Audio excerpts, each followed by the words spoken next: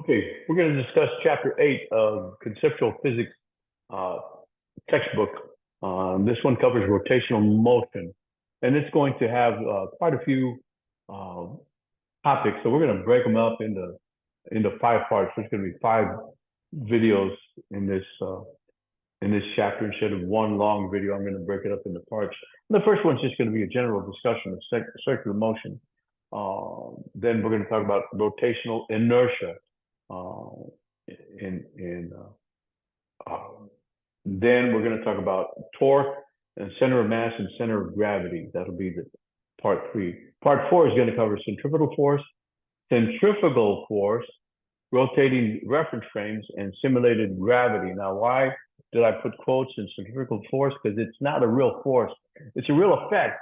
You get a real feeling. You know, if you ever ride these rides where there used to be a ride where you get in this cylinder and they spin you around. You're pinned to the edge of the ride, and then they drop the floor, and you're just left there hanging. And people say, "Oh, well, it's the centrifugal force." We'll understand later why you're sticking to the edge. So that's why I put it in quotes, because it's not a real force. It's a real effect, but it's not a real force.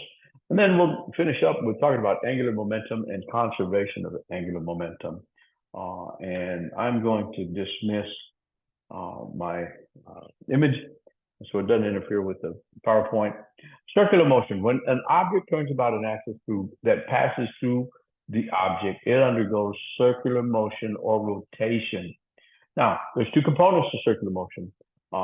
It's characterized by two kinds of speeds: tangential or linear speed, and rotational or angular speed. So if you were to just look, if you have a disc, a record player, a record playing on a record player, that's old school. I'm old school. I have records. I have a record player.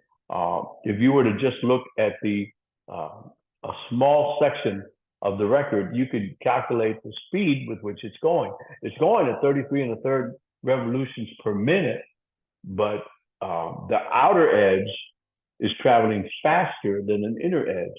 Why? Because it's got, let's say the disc is, I don't remember what albums are. They probably have a radius of about 8 inches or so.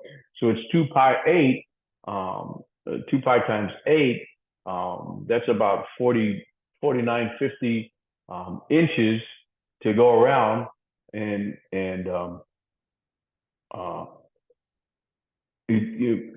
so to go that 50 inches in the time interval gives you a speed. Well, further in, it's going 2 pi, let's say it's 3 inches, 2 pi times 3, that'll be about 13 or 14 inches going in the same amount of time. The revolutions per minute is the same.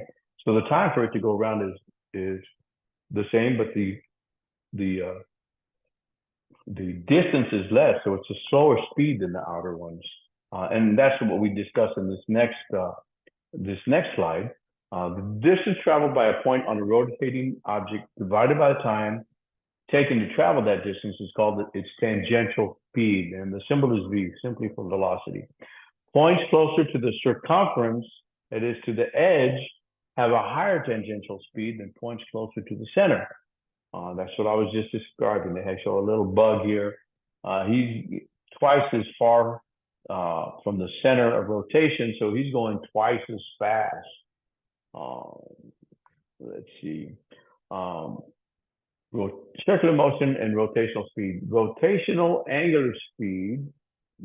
speed or angular speed is the number of rotations or revolutions per unit of time.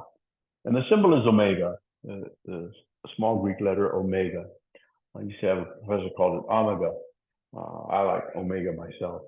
All parts of a rigid merry-go-round or turntable turn about the axis of rotation in the same amount of time.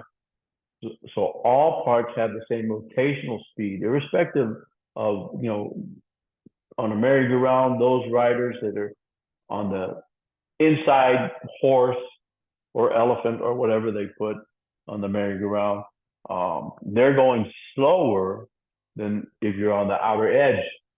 So all parts have the same rotational speed, tangential speed. Um, they all have the same tangential. They all have the same rotational speed, but the tangential speed is the radial distance times the rotational speed. So velocity, tangential velocity, is r omega. Um, okay, a ladybug sits halfway between the rotational axis and the outer edge of a turntable. When the turntable has a rotational speed of 20 RPM and the bug has a tangential speed of 2 centimeters per second, what will be the tangential speed of her friend who sits at the outer edge? Um, so if it's twice as far, since this ladybug is sitting halfway, if it's twice as far, then it's going to be 4 centimeters per second. Um, there it is, 4 centimeters per second. Tangential speed is equal to r omega. So if it's twice as far, um, if it's 2 centimeters per second times 2. If the inner one is 2 centimeters per second, and it's the other one is twice as far, then it's 2 centimeters per second times 2, and it's 4 centimeters per second. Okay, so the rotational speed is the same. Okay, let's see. That's the end of part 1. So we'll end it there, and we'll pick up in the next one.